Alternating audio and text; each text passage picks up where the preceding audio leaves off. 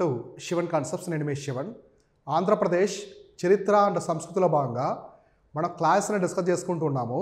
Exam point of వ్యూలో ప్రతి point ఏది మిస్ అవ్వకుండా ఇటు కాన్సెప్ట్స్ అటు ఫ్యాక్ట్స్ మొత్తం కవర్ చేస్తున్నాను. ఇందులో భాగంగా మనం ఇక్ష్వాకుల్లో ఉన్నాం. ఇక్ష్వాకుల గురించి చెప్పుకుంటూ ఉన్నాం. ఆంధ్రప్రదేశ్ని అంటే ఆంధ్ర ప్రాంతాన్ని శాతవాహనుల తర్వాత పరిపాలించిన రాజవంశం ఇక్ష్వాకులు. అందులో కొంతమంది రాజుల గురించి వాళ్ళ పరిపాలన కాలంలో జరిగిన సంఘటనల గురించి చూసాము. ఇప్పుడు మనం దానికి కంటిన్యూషన్ అనమాట. సో ఇవాళ మనం డిస్కస్ చేసుకునేది యెహువల శాంతమూలుడు. సో యెహువల శాంతమూలుడు గురించి చూద్దాము. ఈయన కూడా ఇక్ష్వాకు రాజు అనమాట.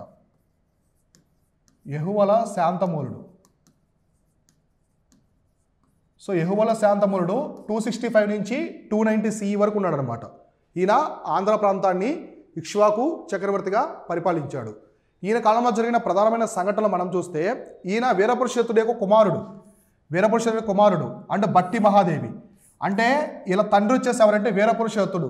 సో మనం ఆల్రెడీ చెప్పుకున్నాం వీరపురుషదత్త. వీరపురుషదత్తకి చాలామంది భార్యలు ఉంటారు, మహారాణులు. అందులో బట్టి మహాదేవి. సో బట్టి మహాదేవి వచ్చేసి పట్టపురాణి అనమాట. పట్టపురాణి. వీళ్ళిద్దరికి పుట్టిన సంతానమే ఈ యొక్క యెహువల శాంతమూలుడు. ఓకేనా? వీరపురుషోత్తుడు అలానే బట్టి మహాదేవి యొక్క కుమారుడే ఈ యెహువల శాంతమూలుడు. అయితే ఈయన కాలంలో జరిగినటువంటి ప్రత్యేకమైన సంఘటనలు చూస్తే మన ఆంధ్ర ప్రాంతంలో ఇప్పటి వరకు శాతవాహనులు కానీ వీరపురుషోత్తుడు వరకు కూడా శాసనాలు మొత్తం కూడా ప్రాకృతంలో ఉంటాయి. ప్రాకృతం భాషలు ఎక్కువ ఉంటాయి. ఇప్పుడు మొట్టమొదటిసారిగా మన సౌత్ ఇండియాలో అంటే దక్షిణ భారతదేశంలోనే ఈ యొక్క సంస్కృత శాసనాలు తీసుకొచ్చింది ఎవరంటే యెహువల శాంతమూలుడు. ఓకేనా? కాబట్టి Sanskrit inscriptions first time in South India. అంటే మనకి మొత్తం దక్షిణ భారతదేశంలోనే చూడండి, దక్షిణ భారతదేశంలోనే ఫస్ట్ టైం. సో మొట్టమొదటిసారి సంస్కృత శాసనాలు. ఈ పాయింట్ ఎగ్జామినేషన్ పరంగా చాలా ఇంపార్టెంట్. సో సౌత్ ఇండియాలోనే మొట్టమొదటిసారిగా సంస్కృత శాసనాలు తీసుకొచ్చేటువంటి రాజు ఎవరంటే ఇక్ష్వాకు రాయటువంటి యెహువల శాంతమూలుడు. యెహువల శాంతమూల issued first Sanskrit inscriptions in South India. ఓకేనా? నెక్స్ట్ పాయింట్ చూడండి, టెంపుల్స్ ఎట్ నాగార్జునకొండ. వీళ్ళది రాజధాని ఏంటి? విజయపురి. వీళ్ళు విజయపురిని రాజధానిగా చేసుకొని పరిపాలించారు. ఎవరు? ఇక్ష్వాకులు విజయపురిని రాజధానిగా చేసుకొని పరిపాలించారు. విజయపురి అంటే ఏంటి? శ్రీపర్వతం. శ్రీపర్వతం అంటే నాగార్జునకొండ.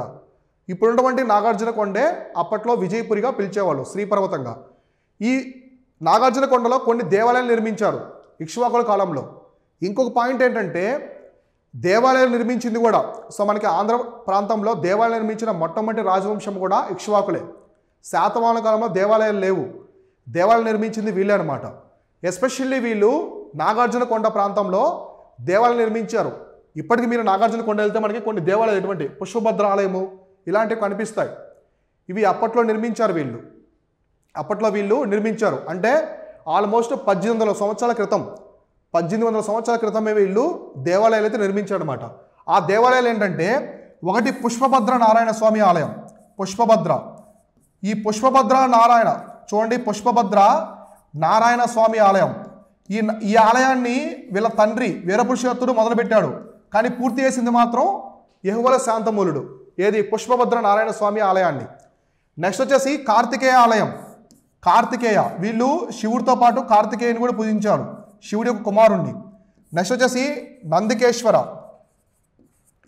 సో నందికేశ్వర ఆలయము. నెక్స్ట్ నవగ్రహ ఆలయము. నెక్స్ట్ హారతి ఆలయం, దేవత హారతి ఆలయం. ఈ ఆలయాలన్నీ కూడా ఎవరు నిర్మించారంటే యెహువల శాంతమూలుడు. అయితే ఇక్కడ పుష్పభద్ర నారాయణ స్వామి ఆలయం, ఇక్కడ మీకు ఇమేజ్ కనిపిస్తుంది కదా, ఇది పుష్పభద్ర నారాయణ స్వామి ఆలయం. ఇది నాగార్జునకొండలో ఉంటుంది. ఇప్పటికి కూడా శిథిలాలు ఉంటాయి, ఇవి మీరు వెళ్తే చూడొచ్చు. ఇది మొదలుపెట్టింది మాత్రం వీరపురుషోత్తుడు, వీళ్ళ తండ్రి మొదలుపెట్టాడు. పూర్తి చేసింది మాత్రం యెహువల శాంతమూలుడు. ఇక్కడ నవగ్రహాలయం చూడండి. అప్పట్లోనే నవగ్రహాలు ఉన్నాయని చెప్పేసి మన వాళ్ళకి తెలుసు. అప్పట్లో టెలిస్కోపులు ఇవన్నీ లేవు కదా, టెలిస్కోప్ పెట్టి చూడలేదు కదా గ్రహాలని. అంచనా అన్నమాట, అప్పట్లో అంచనా వేసేవాళ్ళు గ్రహాలని. కాబట్టి 9 గ్రహాల యొక్క ఆలయాన్ని కూడా వీళ్ళు తీసుకొచ్చారు. ఇంకోటి first king mentioned in the years in inscriptions. అంటే శాసనాలు ఉంటాయి కదా, ఈ శాసనాలలో సంవత్సరాలు మెన్షన్ చేసిన మొట్టమొదటి రాజు కూడా ఎవరంటే యెహోవా శాంతమూలుడు. మన ఇక్ష్వాకుల గురించి ఇంట్రడక్షన్ చెప్పుకునేటప్పుడు చెప్పాం కదా. అందులో ఈ యొక్క యెహోవా శాంతమూలుడు మొట్టమొదటిసారిగా మన భారతదేశ చరిత్రలోనే శాసనాల మీద సంవత్సరాలు అన్నమాట. ఇప్పుడు ఈయన కాలంలో ఫర్ ఎగ్జాంపుల్ 268లో ఒక శాసనాన్ని వేశారు. ఆ శాసనంలో ఈ ఇయర్ ఉంటుంది అనమాట. ఆ ఇయర్ మెన్షన్ చేసేవాళ్ళు, సంవత్సరాన్ని మెన్షన్ చేసేవాళ్ళు. ఆ విధంగా వీళ్ళు శాసనాన్ని తీసుకొచ్చారు. ఎవరు? యెహోవా శాంతమూలుడు. ఓకేనా, అర్థమైందా? నెక్స్ట్ ఈయనకి సంబంధించి ఈయన ఒక కమాండర్ అనమాట, సేనాని. ఈయన యొక్క విజయాలకి అందించినటువంటి సేనాని వచ్చేసి ఎలిసిరి అని చెప్పేసి ఒక సైన్యాధిపతి సేనాని ఉండేది. ఎవరికి? యెహోవా శాంతమూలుడికి. ఈ ఎలిసిరి ఒక టెంపుల్ నిర్మించాడు ఈయన. ఆ టెంపులే కుమారస్వామి టెంపుల్ శ్రీపర్వతంలో. కుమారస్వామి చూడండి, కుమారస్వామి ఆలయం. ఈ కుమారస్వామి ఆలయాన్ని ఎక్కడ నిర్మించారంట? శ్రీపర్వతం. శ్రీపర్వతం అంటే ఏంటండి? శ్రీపర్వతం అంటే నాగార్జున కొండ. శ్రీపర్వతం అన్నా, నాగార్జున కొండ అన్నా, విజయపురి అన్నా అన్నీ కూడా ఒకటే పేర్లు అనమాట. ఓకేనా. శ్రీపర్వతంలో ఈ యొక్క యెహోవా శాంతమూలుడి యొక్క సేనాని సైన్యాధిపతి అయినటువంటి ఎలిసిరి ఈ యొక్క కుమారస్వామి ఆలయాన్ని నిర్మించాడు. మీరు బాగా గమనిస్తే ఇక్ష్వాకుల కాలంలో ఇద్దరు దేవుళ్ళని ఎక్కువగా వీళ్ళు ఆదరించారు, పూజించారు. ఒకటి విరూపాక్ష శివుణ్ణి, అలానే మహాసేన అంటే మన కుమారస్వామి, సుబ్రహ్మణ్య స్వామి, మురుగన్ అంటాం కదా, వీళ్ళని ఎక్కువగా పూజించారు, కార్తికేయుణ్ణి. ఓకేనా. నెక్స్ట్ చూడండి, శివసేన అనమాట. శివసేన అంటే ఈయన ఒక మంత్రి, అంటే ఆయన కాలంలో, ఎవరి కాలంలో? ఈ యొక్క యెహోవా శాంతమూలుడి యొక్క సేనాని మంత్రిగా ఉంటాడు ఈయన శివసేనుడు. ఈయన ఒక టెంపుల్ నిర్మించాడు, అదే అష్టభుజ నారాయణ స్వామి టెంపుల్. అష్టభుజ చూడండి, ఈ టెంపుల్కి ఒక ప్రత్యేకత ఉంటుంది, అదేంటో చెప్తాను. అష్టభుజ నారాయణ స్వామి టెంపుల్, నారాయణ స్వామి ఆలయం. ఇది మన ఆంధ్ర ప్రాంతంలోనే ఫస్ట్ వైష్ణవ టెంపుల్, మన సౌత్ ఇండియాలోనే ఫస్ట్ వైష్ణవ టెంపుల్ అనమాట. ఫస్ట్ వైష్ణవ ఆలయం మొత్తం మన సౌత్ ఇండియాలోనే మొట్టమొదటి వైష్ణవాలయం ఏదంటే అష్టభుజ నారాయణ స్వామి ఆలయం. ఎవరు నిర్మించారంటే యెహోవా శాంతమూలుడి కాలంలో ఆయన యొక్క సేన అయినటువంటి శివసేనుడు నిర్మించాడు అష్టభుజ నారాయణ స్వామి ఆలయం. ఎగ్జామ్ పాయింట్ ఆఫ్ వ్యూలో మిమ్మల్ని అడుగుతారు, అష్టభుజ నారాయణ స్వామి ఆలయం లేదా మొట్టమొదటి వైష్ణవ అయినటువంటి అష్టభుజ నారాయణ స్వామి ఆలయాన్ని ఎవరి కాలంలో నిర్మించారు అంటే ఇక్ష్వాకుల కాలంలో. ఓకేనా. నెక్స్ట్ సిస్టర్, ఈయన ఒక చెల్లి చూడండి, కొండ సిలిబరి అంటే ఆయన ఒక సోదరి అనమాట, యెహోవా శాంతమూలుడి యొక్క సోదరి. ఈమె కూడా ఒక విహారం నిర్మించింది. విహారం అంటే ఏంటి? విహారం అంటే బౌద్ధ సన్యాసులు నివసించే ప్రాంతం. బౌద్ధ సన్యాసులు నివసించే ప్రాంతాన్ని విహార అంటారు, బౌద్ధ సన్యాసులు పూజించే ప్రాంతాన్ని చైత్యం అంటారు. డిఫరెన్స్ గుర్తుపెట్టుకోండి. చైత్యం అంటే పూజించే ప్రాంతం, విహార అంటే నివసించే ప్రాంతం. కాబట్టి బౌద్ధ సన్యాసులకి వస్తువులు కల్పించడం కోసం యెహోవా శాంతమూలుడి యొక్క సోదరి చెల్లినటువంటి కొండ సిలిబరి ఒక విహారాన్ని నిర్మించింది. మీరు బాగా గమనించండి, ఇక్ష్వాకుల కాలంలో మహిళలకి చాలా ప్రాధాన్యత ఉంది. శాతవాహనుల కాలంలో, ఇక్ష్వాకుల కాలంలో మహిళలు చాలా డొనేట్ చేశారు, దాన ధర్మాలు చేశారు, విహారాలు, చైత్యాలు నిర్మించారు, ప్రాకారాలు నిర్మించారు. ఎక్కడో శ్రీలంకలో ఉండే బోధి చెట్టుకి చుట్టూ గోడను కూడా నిర్మించారు ఇక్కడ ఉన్న మహారాణులు. ఓకేనా. కాబట్టి వీళ్ళు చెల్లినటువంటి కొండ సిలిబరి విహారాన్ని కూడా నిర్మించింది. ఇలా యెహోవా శాంతమూలుడికి సంబంధించి. నెక్స్ట్ కింగ్ ఎవరంటే ఇక్ష్వాకుల కాలంలో రుద్రపురుషదత్తుడు.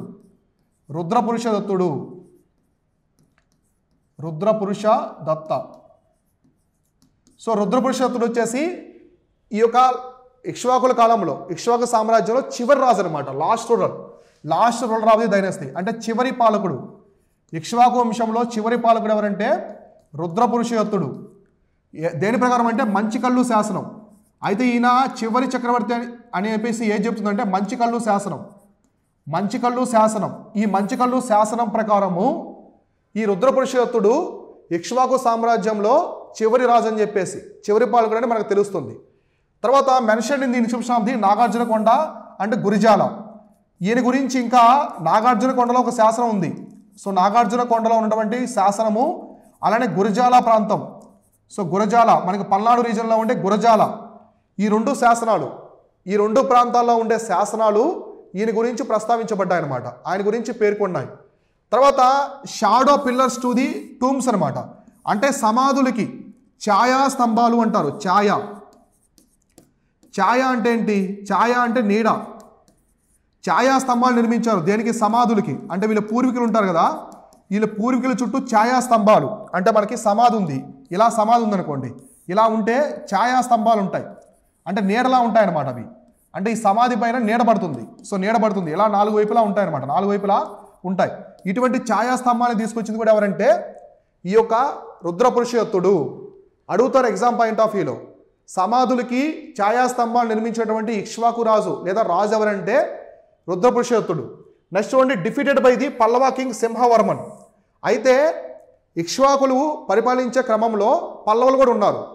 మన సౌత్ ఇండియాలో టెంపుల్స్ తీసుకొచ్చినటువంటి మొట్టమొదటి రాజవంశం పల్లవులు. షోర్ టెంపుల్ తీసుకొచ్చారు మొట్టమొదటిసారి. పల్లవులు ఇక్ష్వాకులు ఒకే టైంలో ఉంటారు. పల్లవులు తమిళనాడు, కొంత తెలుగు ప్రాంతం, మనకి తెలుగు ప్రాంతం పెన్నా నది వరకు పరిపాలిస్తూ ఉంటారు. ఇక్ష్వాకులు కూడా ఉంటారు, పెన్నా నది వరకు ఇక్ష్వాకులు ఉంటారు. మీకు ఒకసారి మ్యాప్ చూడండి. సో మ్యాప్ చూస్తే క్లియర్గా ఉంటుంది. ఇక్కడ మనకి పెన్నా రివర్ ఉంటుంది, నెల్లూరు. సో నెల్లూరు ఉంటుంది, నెల్లూరులో మనకి పెన్నా నది ఉంటుంది. ఇదంతా కూడా ఇక్ష్వాకు సామ్రాజ్యం, అనమాట ఇది. సో ఇదంతా కూడా పల్లవ సామ్రాజ్యం, ఇదంతా పల్లవులు. కాబట్టి ఇక్కడ పల్లవులు ఉన్నారు, ఇక్కడ ఇక్ష్వాకులు ఉన్నారు.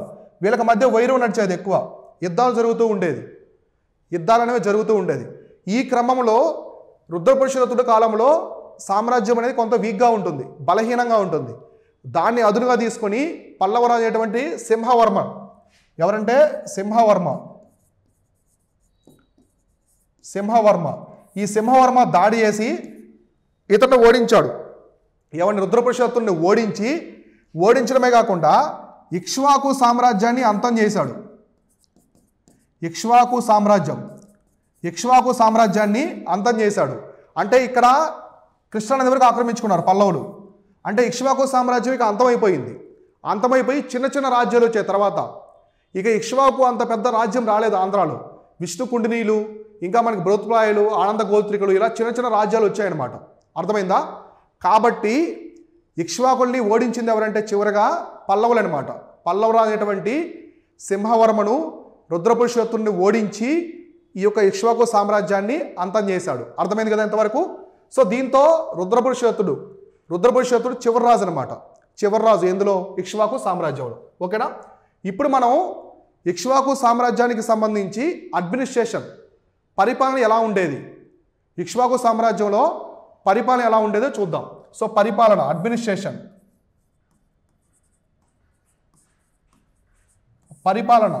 సో పరిపాలన ఎలా ఉండేది? Policy of the Satavahanas. వీళ్ళు కూడా శాతవాహనుల విధానాన్ని పరిపాలించారు. సో శాతవాహనుల పరిపాలన విధానం అనేది ఎలా ఉన్నదో వీళ్ళు కూడా అలానే పరిపాలించారు.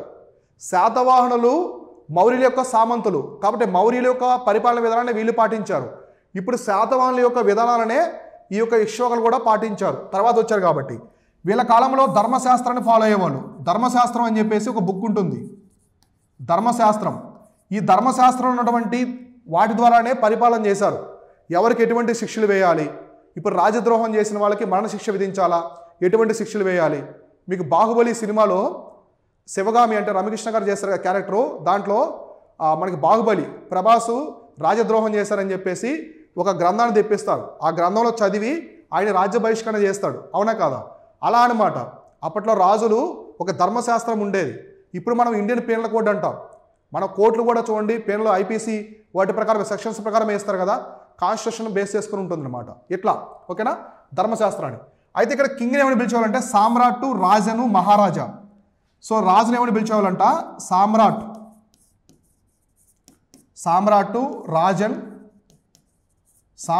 రాజను, మహారాజా. సామ్రాట్టు, రాజను, మహారాజా ఈ పేర్లతో పిలిచేవాళ్ళు రాజుని. ఇటువంటి పేర్లతో రాజుని పిలిచేవాళ్ళు. రాజు యొక్క డెసిషన్ అల్టిమేట్ అనమాట. రాజు యొక్క తీర్పుకి ఎవరు కూడా అడ్డు చెప్పకూడదు, ఓకేనా? Next Kings assisted by. రాజుకి ఇంకా ఎవరుంటారంటే అసిస్టెంట్స్గా యువరాజు, రాజు యొక్క కుమారులు యువరాజులు. నెక్స్ట్ మహాతలవరులు. తర్వాత వచ్చేసి మహాసేనాపతి, మహాసేనాపతి. నెక్స్ట్ మహాదండ నాయక. నెక్స్ట్ అమాత్య అంటే మంత్రుల్లాగా అమాత్య. వీళ్ళందరూ కూడా రాజు యొక్క మండలిలో ఉంటారు. ఇప్పుడు రాజ్యానికి సంబంధించి ఏమైనా పరిష్కరించుకోవాలి, సమస్యలు ఉన్నాయి, లేదైనా ప్రాంతంలో తిరుగుబాటు వస్తుంది, వాటికి సంబంధించినటువంటి అన్నీ కూడా వీళ్ళు డిస్కస్ చేసుకుంటారు. అర్థమైందా? కాబట్టి రాజుకి ఇంకా ఎవరెవరు ఉంటారంటే మనలో యువరాజులు, మహాతలవర, మహాసేనాపతి, మహాదండనాయక అంటే జడ్జి అనమాట. నెక్స్ట్ అమాత్యులు అంటే మంత్రులాగా ఉంటారనమాట. నెక్స్ట్ టైటిల్ మహాదేవి. ఇక్కడ చూడండి మహాదేవి. ఏంటి మహాదేవి అంటే? అంటే ఇక్కడ వచ్చేసి మహాదేవి అంటే ఏంటంటే రాజులకి రాణులు ఉంటారు కదా, రాణి క్వీన్ని వీళ్ళు మహాదేవి అని పిలిచేవాళ్ళు అప్పట్లో. క్వీన్ వచ్చేసి మహాదేవి అని పిలిచేవాళ్ళు. అంటే మహిళలకు కూడా ప్రాముఖ్యత అనేది ఉందని చెప్పేసి మనకు అర్థమవుతుంది. తర్వాత కింగ్డమ్, రాజ్యాన్ని వీళ్ళు రాష్ట్రాలుగా డివైడ్ చేసుకున్నారు. సో కాబట్టి రాజ్యాన్ని, సామ్రాజ్యం మొత్తాన్ని ఎలా డివైడ్ చేసుకున్నారంటే రాష్ట్రాలు. ఇప్పుడు మన దేశాన్ని రాష్ట్రాలుగా డివైడ్ చేసుకున్నాం కదా, అలా వీళ్ళు రాష్ట్రాలుగా డివైడ్ చేసుకున్నారు. అందులో ఒక రాష్ట్రం గురించి చూద్దాం. ఇక్ష్వాకుల కాలంలో ప్రధానమైన రాష్ట్రం వచ్చేసి హిరణ్య స్టేట్ అనమాట. ఇది కడప, కర్నూలులో ఉంటుంది. హిరణ్య రాష్ట్రం. ఇక్ష్వాకుల కాలంలో ప్రధానమైన రాష్ట్రం వచ్చేసి హిరణ్య రాష్ట్రం. హిరణ్య రాష్ట్రం అంటే ప్రజెంట్ వచ్చేసి కడప ప్లస్ కర్నూలు అనమాట. ఇప్పుడున్నటువంటి కడప, కర్నూలుని అప్పట్లో హిరణ్య రాష్ట్రం అని చెప్పేసి పిలిచేవాళ్ళు. ఈ హిరణ్య రాష్ట్రం అనేది ఇక్ష్వాకు సామ్రాజ్యంలో భాగం. అర్థమైందా? కాబట్టి ఇలా వీళ్ళు పరిపాలన అనేది కొనసాగించేవాళ్ళు. అయితే వీళ్ళ పరిపాలనలో విలేజ్ అడ్మినిస్ట్రేషన్ ఎలా ఉండేది? గ్రామ పరిపాలన. ఇక్ష్వాకుల కాలంలో గ్రామ పరిపాలన అనేది ఎలా ఉండేది? గ్రామ పరిపాలన అనేది ఎలా ఉండేదో చూద్దాము. సో గ్రామ పంచిక అని చెప్పేసి ఒకటి ఉండేది. గ్రామ పంచిక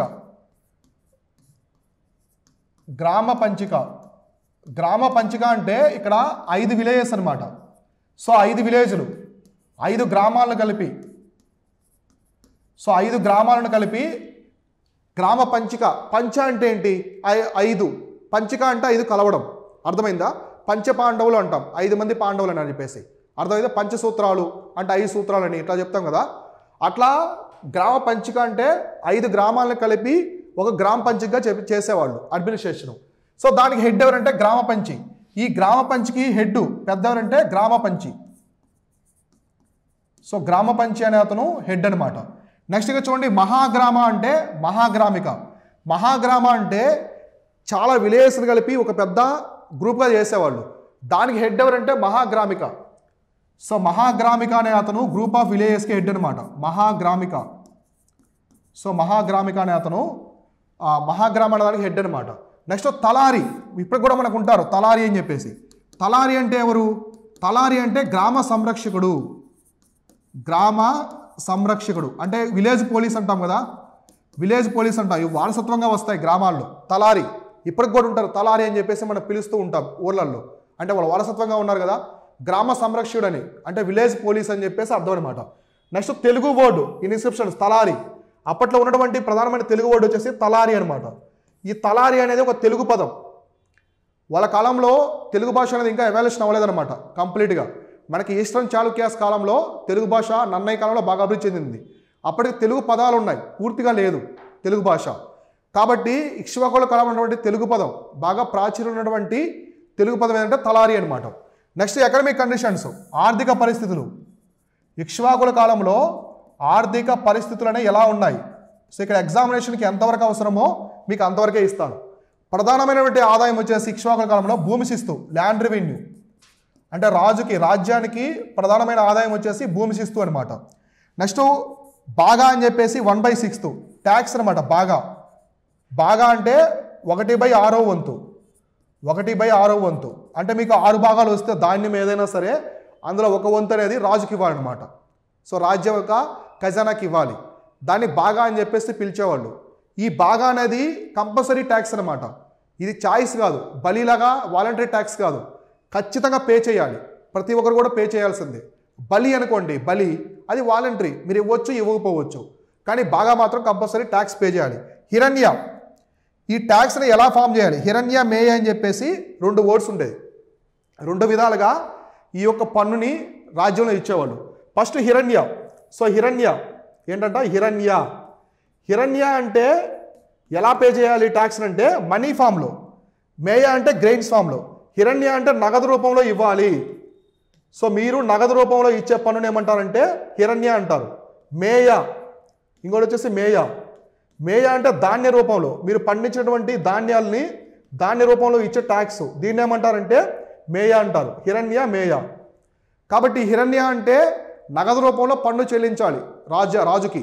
అదే మేయా అంటే గ్రెయిన్స్ అనమాట, ఆహార ధాన్యాలు ఉంటాయి కదా, ధాన్యాలు, ధాన్య రూపంలో ట్యాక్స్ అనేది పే చేయాలి. ఇలా ఉండేది ఇప్పుడు ఇక్ష్వాకుల కాలంలో. తర్వాత ఇంకా చూస్తే విషపట్టి ఇన్స్క్రిప్షన్,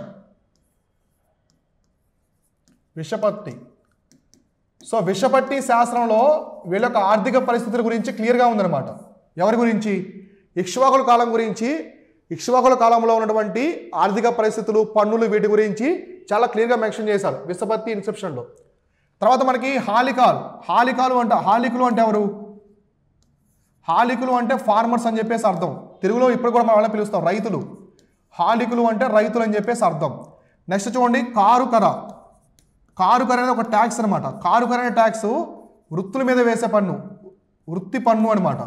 మీరు ఏ పని చేసినా సరే, అది మంగలి కావచ్చు, వడ్రంగి, కమ్మరి, కుమ్మరి, చాకలి, ఏదైనా సరే వృత్తి పన్ను, వాళ్ళు చేసే వృత్తి మీద వేసే పన్నును ఏమంటారంటే కారుకర ట్యాక్స్ అంటారు. ఇక్కడ వీళ్ళు వ్యాపారం చేసేవాళ్ళు, అంతర్జాతీయ వ్యాపారం కూడా చేసేవాళ్ళు. ఎవరు? ఇక్ష్వాకులు. శాతవాహనులాగా. ఎవరితో చేసేవాళ్ళు అంటే రోమన్లతో. సో ఇటలీలో రోమ్ ప్రాంతాన్ని పరిపాలిస్తున్నటువంటి రోమన్లతో వీళ్ళు అంతర్జాతీయ వ్యాపారం చేసేవాళ్ళు. వీళ్ళ కాలంలో కూడా చాలా పోర్ట్ సిటీస్ ఉండేది, మచిలీపట్నము, మోటుపల్లి, ఇట్లాంటి పెద్ద పెద్ద పోర్ట్ సిటీస్ ఉండేది అనమాట. నెక్స్ట్ వచ్చేసి నేగిమాలు. నేగిమాలు అంటే ఏంటి? సో నేగిమాలు అంటే వర్తక సంఘాలు. వర్తక సంఘాలను ఏమని పిలిచేవాళ్ళంటే నేగిమాలు అని చెప్పేసి పిలిచేవాళ్ళు.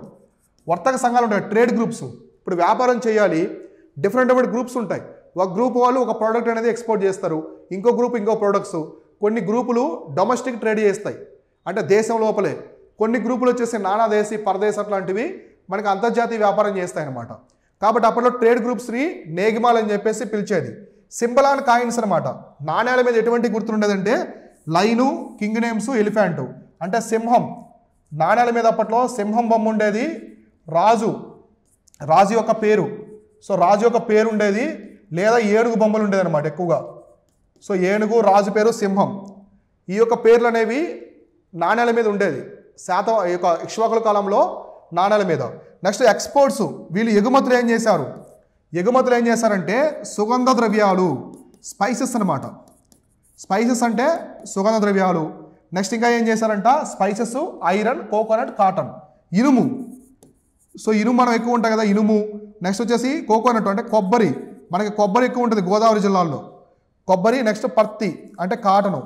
సో ఇవన్నీ కూడా ఎగుమతులు అంటే ఇక్ష్వాకుల దగ్గర నుంచి వేరే ప్రాంతానికి వీళ్ళు ఎగుమతి చేసేవాళ్ళు. దిగుమతులు అనమాట. దిగుమతులు గోల్డ్, సిల్వరు, వైను, గ్లాసు. కాబట్టి వీళ్ళు దిగుమతులు ఏమున్నాయి? బంగారం. సో బంగారము. నెక్స్ట్ ఇంకా ఏముందంట? వెండి. సో బంగారము, వెండి, మద్యం, వైన్ అంటాం కదా, మద్యం. సో మద్యము, గాజునే మనకి ఎక్కువ తయారు కదా. ఇవన్నీ కూడా ఏంటి? దిగుమతులు. అంటే వేరే ప్రాంతం నుంచి, రోమన్ల దగ్గర నుంచి, అక్కడి నుంచి ఇక్ష్వాకు సామ్రాజ్యానికి వచ్చాయి దిగుమతులు. ఇవన్నీ ఎగుమతులు. ఇలాంటి గూడ్స్ కూడా ఎగుమతి దిగుమతినే జరిగేది. ఇక్ష్వాకుల కాలంలో దిగుమతులనే జరిగాయి అనమాట. సో అర్థమైందా? ఈ విధంగా వ్యాపార అంటే ఆర్థిక పరిస్థితులు, ఎకనామిక్ కండిషన్స్ అనేవి ఆ రోజుల్లో ఉండేవి. తర్వాత లిటరేచర్ అనమాట. సో సాహిత్యం అనేది ఎలా ఉన్నది? సాహిత్యం ఇక్ష్వాకుల కాలంలో సాహిత్యం, వీళ్ళ భాష ఏంటి? ప్రాకృతం.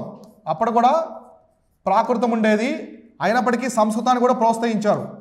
మనకి యెహువల శాంతమూరుడు మొట్టమొదటిసారి సౌత్ ఇండియాలోనే సంస్కృత శాస్త్రాలు వేయించాడు, అవునా కాదా? యెహువల శాంతమూరుడు మొట్టమొదటిసారిగా సంస్కృత శాస్త్రాలు వేయించాడు. తర్వాత యెహువల శాంతమూల అంటే చూసాం కదా, first Sanskrit inscriptions in South India. మన దక్షిణ భారతదేశంలోనే సంస్కృత శాస్త్రాలు వేయించేటువంటి మొట్టమొదటి రాజు ఎవరంటే యెహువల శాంతమూలుడు. ఆయన ఎలిసిరి. సో ఎలిసిరి అంటే యెహువల శాంతమూలుడు యొక్క సేనాని, సైన్యాధిపతి డిజైన్ చేశాడు. ఇతనికి సర్వదేవ అనే ఒక ఇన్స్క్రిప్షన్ ఉంది. సర్వదేవా శాసనం అనేది సంస్కృతంలోనే వేయించారు అప్పట్లో. అంటే యెహువల శాంతమూలుడి కాలంలో అతని యొక్క సేనాని, సైన్యాధిపతి అయినటువంటి ఎలిసిరి కదా అష్టభుజ నారాయణ స్వామి టెంపుల్ నిర్మించింది. సో ఎలిసిరి సర్వదేవ శాస్త్రం ఉదాహరణ వేయించాడు. ఈ సర్వదేవ శాస్త్రాన్ని సంస్కృతంలో వేయించాడు. ఈ సర్వదేవ అంటే ఏంటంటే ఒక పట్టణం అనమాట. సర్వదేవ పట్టణం అనేది ఇప్పుడు మనకి యలమంచిలి ఉంది కదా విశాఖపట్నంలో, వైజాగ్ దగ్గర. ఆ యలమంచి దగ్గర ఒక పట్టణాన్ని నిర్మించారు అప్పట్లో, సర్వదేవ పట్టణం అని. ఆ ప్రాంతంలో ఈ శాస్త్రాన్ని వేయించారు. అర్థమైందా? ఆ శాస్త్రాన్ని అప్పట్లో సంస్కృతంలో వేయించారు అనమాట. ఇలా సాహిత్యం అనేది చాలా ఉండేదన్నమాట. ప్రాకృతము సంస్కృతాన్ని కూడా వారు ప్రోత్సహించారు. రిలీజియస్ కండిషన్స్ అంటే మత పరిస్థితులు, వీళ్ళ కాలంలో మత పరిస్థితులు ఎలా ఉన్నాయి? సో మత పరిస్థితులు ఎలా ఉన్నాయి? బుద్ధిజము వైదిక రెండు ఉండేది.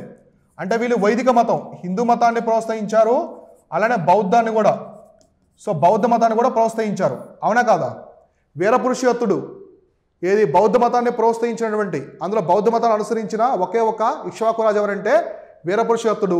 అలానే చాలామంది మహిళలు, ఇక్ష్వాకు రాజ్యంలో ఉన్న మహిళల మొత్తం కూడా బౌద్ధ మతాన్ని ప్రోత్సహించారు.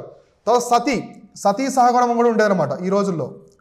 అప్పుడు సతీ సహగమనం కూడా ఉండేదన్నమాట. చనిపోయిన భర్త చితిలో బ్రతకుండా భార్య దూకేది, ఇద్దరు కూడా స్వర్గానికి వెళ్తారని చెప్పేసి. ఇయర్స్ ఆన్ ఇన్స్క్రిప్షన్, శాసనాల మీద సంవత్సరాలు రాయడం, శాసనాల మీద సంవత్సరాలు రాసే సాంప్రదాయం ఇక్కడి నుంచే వచ్చింది. MP theatre very very important, ఇది యాంపీ థియేటర్. సో యాంపీ థియేటర్ అనేది మామూలుగా రోమన్ల కాలంలో ఉంటుంది. మన ఇండియాలో మొట్టమొదటిసారిగా యాంపీ థియేటర్ తీసుకొచ్చారు, ఒక పెద్ద స్టేడియం లాంటి దాన్ని.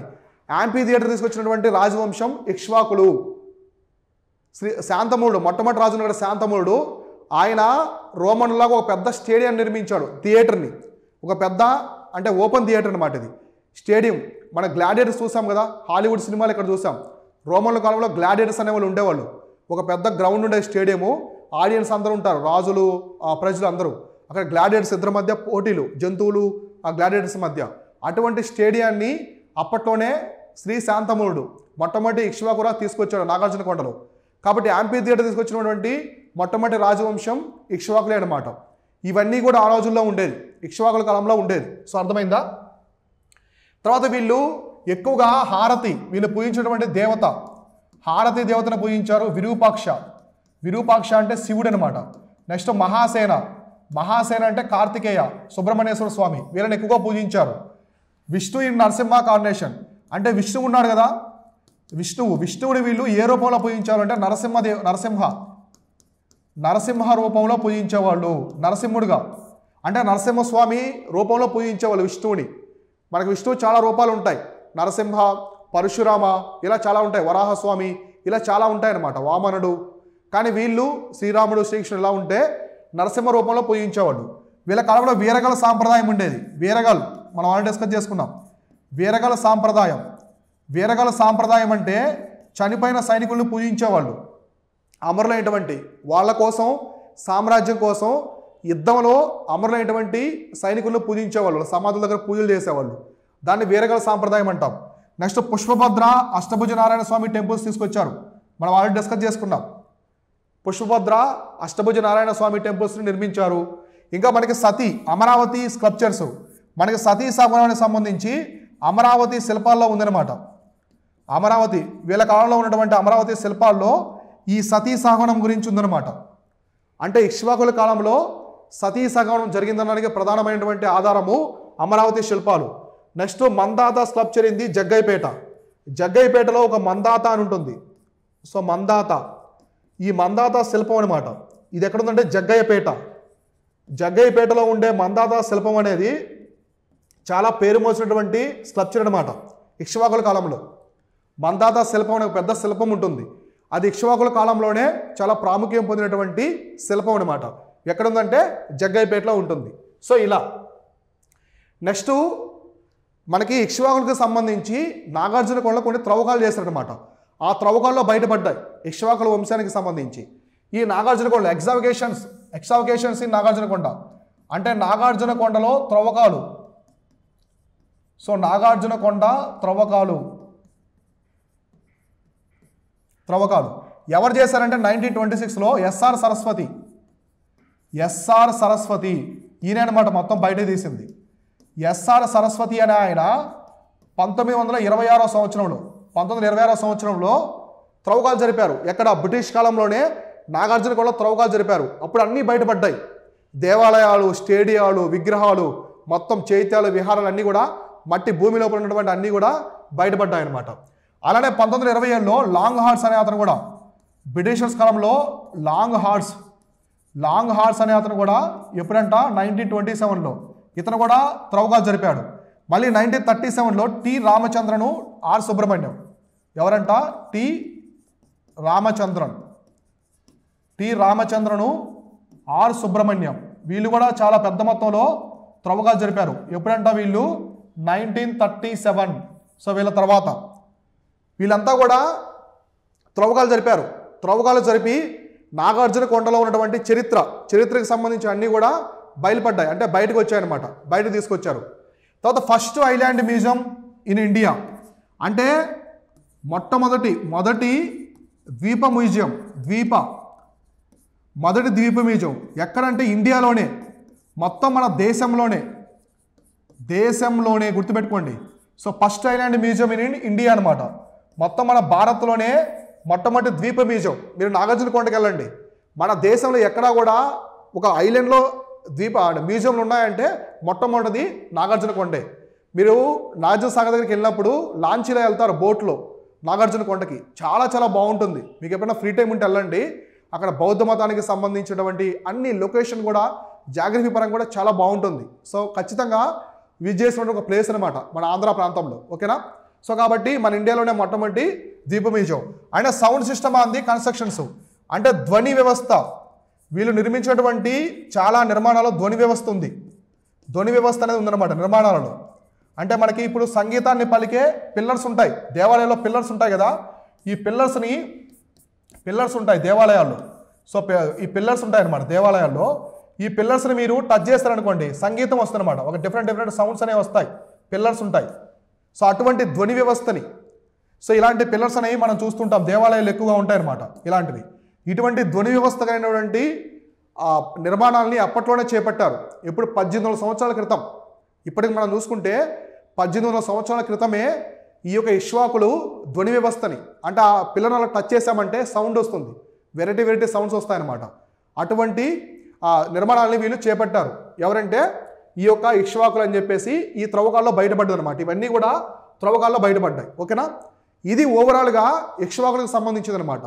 సో దీంతో ఇక్ష్వాకులకు సంబంధించి క్లాస్ అనేది కంప్లీట్ అయింది. నెక్స్ట్ వచ్చేసి ఇంకా ఆంధ్ర ప్రాంతాన్ని పరిపాలించినటువంటి రాజవంశాలు ఏమున్నాయి, ఇలానే మనం ప్రతి అంశాన్ని చాలా క్లియర్ కట్గా ఎక్స్ప్లెయిన్ చేస్తాను. ఎగ్జామ్ పాయింట్ ఆఫ్ వ్యూలో మీకు ఎక్కడా కూడా ఏ ప్రశ్నలు కూడా మిస్ అవ్వకుండా ఇటు కాన్సెప్ట్స్ ఇటు ఫ్యాక్ట్స్ అన్నీ కూడా మీకైతే కవర్ చేస్తూ ఉంటాను. ఫాలో అవుతూ ఉండండి. Thank you all.